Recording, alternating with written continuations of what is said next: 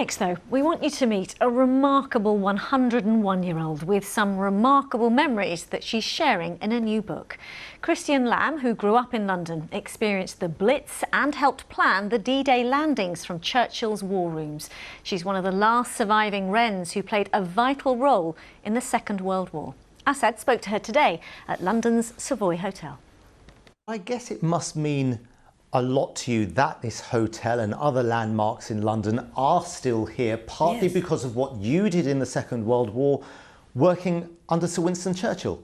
Well, I worked in London quite a lot of the time, most of the Blitz, all that, and then of course the part just before D-Day when I worked on the maps that they were going to land, the landing places.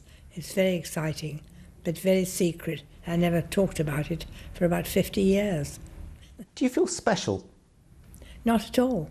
No, absolutely not. But people often say to me, weren't you terrified during the Blitz? And when you were in a theatre, for instance, the whole audience would swerve like that as they heard bombs approaching. And then as the bombs receded or went away, they'd get back to seats, everything went on as normal. The world's greatest city rights in flames, an epic of courage that stirs the hearts of free men everywhere. A difficult time, wartime London. How did you relax, relieve the pressure upon yourself? One girl and I had been to school together, and so she had a motorbike, and every now and again, after lunch, I would sit pillion, we would tear around London parks to cheer ourselves up. And it did us a great deal of good. It got you through? Yes, it got us through. What's the one memory, if there was one outstanding memory, what would that be, do you think?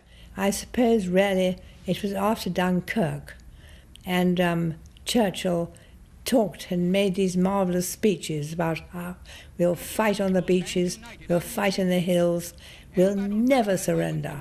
And I always knew that that was exactly how I felt.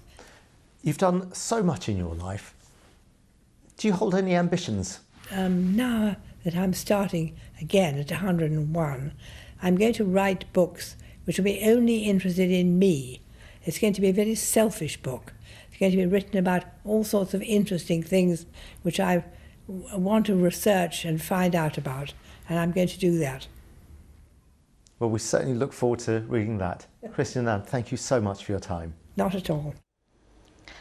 A formidable 101-year-old Christian Lamb speaking to Asad Ahmed there.